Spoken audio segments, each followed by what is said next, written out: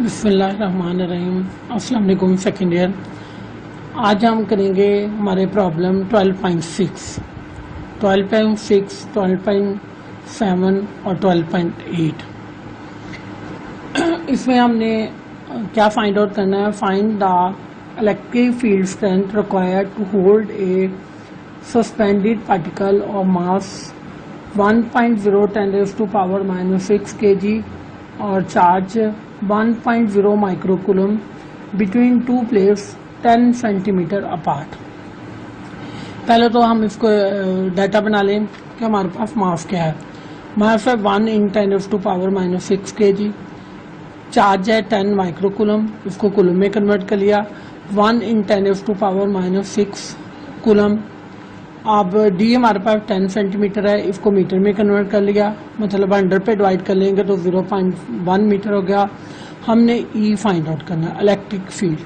अब उन्होंने कहा कि हमारे पास इलेक्ट्रिक फील्ड स्ट्रेंथ जो है पार्टिकल सस्पेंडेड है, इसका मतलब है कि इसमें हमारे पास इलेक्ट्रिक फोर्स भी है। ठीक है, इलेक्ट्रिक फोर्स है, दो प्लेट्स हैं और वहाँ से हमें पता है इलेक्ट्रिक फोर्स कहाँ से स्टार्ट होती है, पॉजिटिव से नेगेटिव में। तो ये हमारे पास इलेक्ट्रिक फील्ड हो गई, इसके दरम्यान सस्पेंडेड है। अब इस पर दो फोर्सेस एक्ट कर रही हैं, एक उसका वेट जो है वो डाउनवर्ड एक्ट कर रहा है और फोर्स जो एफ है वो क्या अपवर्ड एक्ट कर रही है। अब वेट जो होता है वो हमें पता है W = mg के इक्वल होता है और एफ जो है वो हमारे पास फोर्स किसके इक्वल है, QE के इक्वल है। ये सस्पेंडेड है प्लेट्स के दरमियान। तो अब हमारे पास क्या होगा, downward force W = mg, putting the value of m और g, तो हमारे पास 1.0 10⁻⁻⁶ इंटू 9.8 न्यूटन। अब अपवर्ड फोर्स मैं अभी बता के हटूँ आपको, F = QE।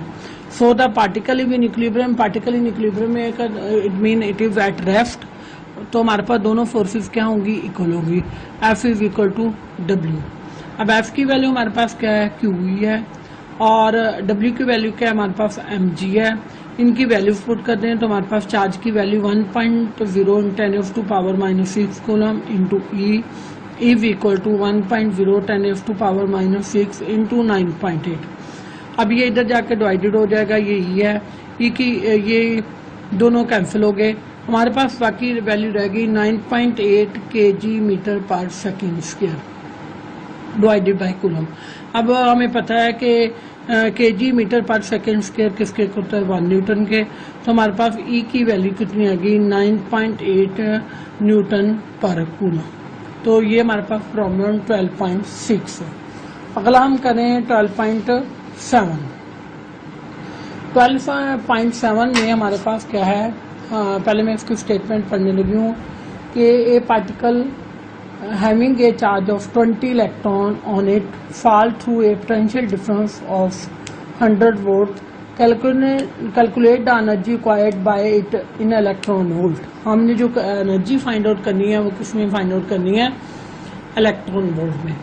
तो इसमें नंबर ऑफ इलेक्ट्रॉन, उन्होंने कहा कि एक पार्टिकल है उसमें नंबर ऑफ इलेक्ट्रॉन 20 है और उसका पोटेंशियल डिफरेंस कितना है, 100 वोल्ट है।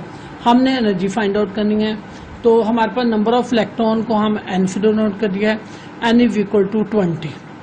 चार्ज हमें पता है QE = 1.6 × 10⁻⁻19 कूलम के इक्वल होता है। Q जो होता है वो number of electron into E होता है। अब उनकी वैल्यू पुट करने हैं, हमारे पास 1.6 × 10⁻⁻19 कूलम इंटू 20, तो ये हमारे पास आ जाएगा 3.2 × 10⁻⁻18 कूलम। अब हमारे पास वोल्टेज उन्होंने दी हुई है वो कितनी है, 10 वोल्ट है, 100 वोल्ट है। Del V = 100 volt. पीछे हम ये कर चुके हैं, kinetic energy = Q del V। Q की वैल्यू पुट कर रहे हैं 3.2 10⁻18 इंटू 100। अब दो इसके 0 कैंसिल हो गए, हमारे पास क्या आ गया, 3.2 10⁻⁻14 जॉल। ये तो हमारे पास एनर्जी किस में आ गई, जॉल में। अब हमने इसको किस में कन्वर्ट करना है, उसमें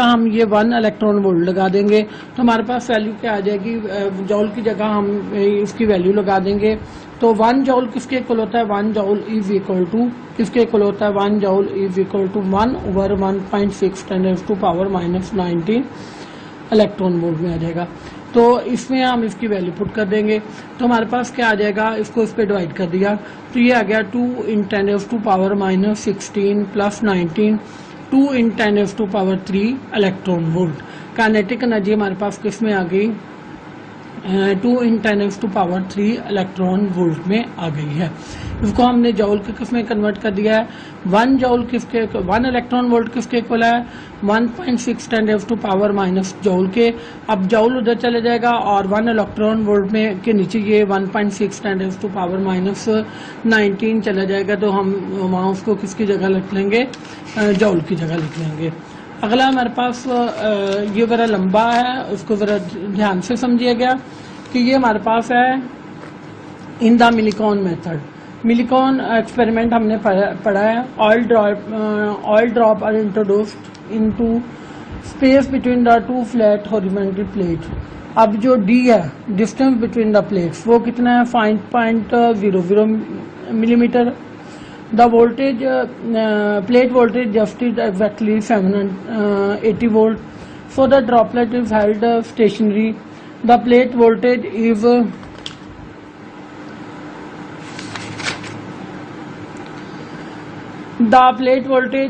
switched off. अब हमने उसमें जो हम प्लेट्स को वोल्टेज देते हैं उसको अगर हम स्विच ऑफ कर दें एंड सिलेक्टेड, अब जब उसमें हम जो वोल्टेज दे रहे हैं उसको ड्रॉप कर देंगे तो ड्रॉपलेट कहाँ जाएगा, ड्रॉपलेट इज फॉल्ड, वो डाउनवर्ड जाएगा। और डिस्टेंस उसका कितना है, D is equal to 1.5 millimetre in 11.2 second. ये टाइम, इतने टाइम में वो उतना डिस्टेंस कवर करेगा।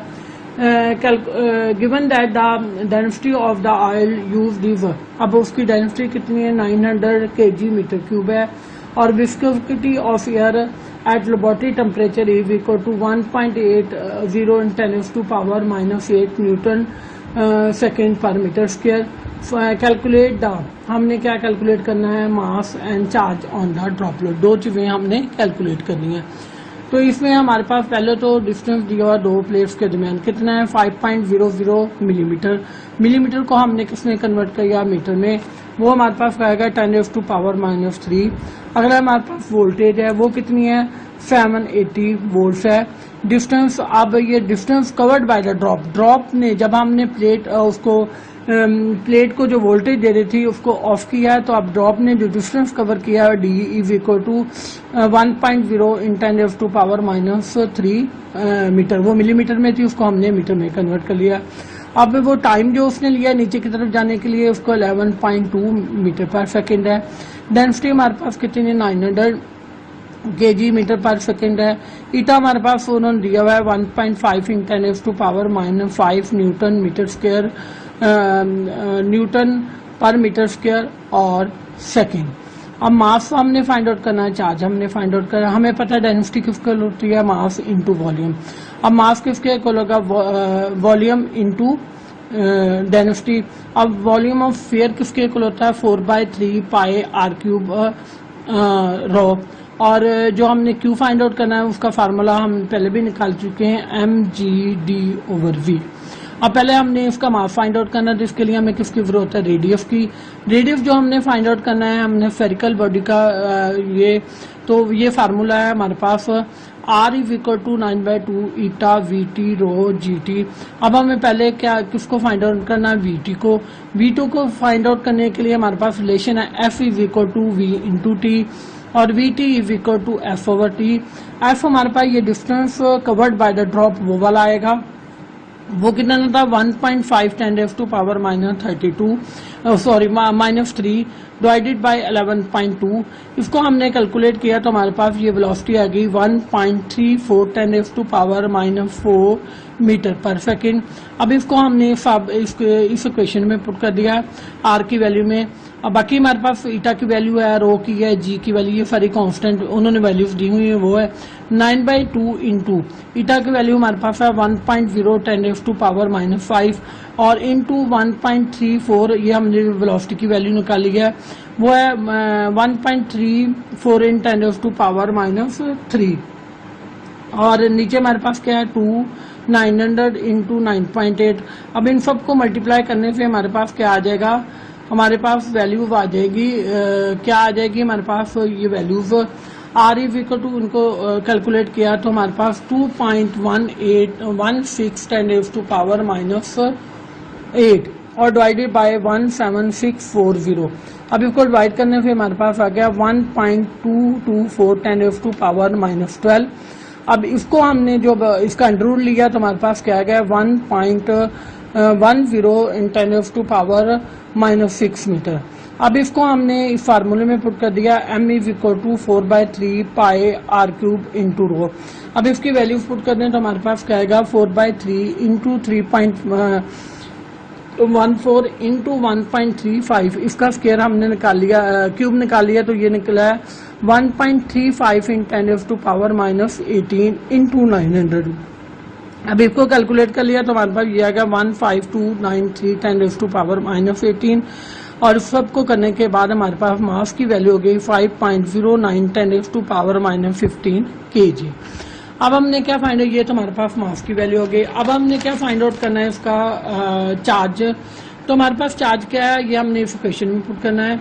तो ये हमारे पास क्या है mg/d/v, ये हम पहले निकाल चुके हैं। अब इसको m की वैल्यू हमारे पास क्या आ गई 5.09 10⁻⁻15 और g की वैल्यू 9.8 है। d हमारे पास हम जो डिस्टेंस बिटवीन द प्लेट्स लिया था वो है 5 इन 10⁻⁻3।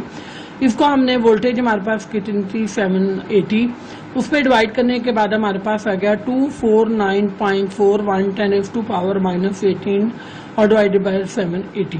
अब 780 पे हमने डिवाइड किया तो हमारे पास क्या आ गया 0.319 10⁻⁻18। अब हमने एक ये पॉइंट इधर कर लिया तो हमारा एक जीरो और बढ़ गया, तो ये हमारे पास आ गया 3.19 10⁻⁻19 कूलम। Thank you.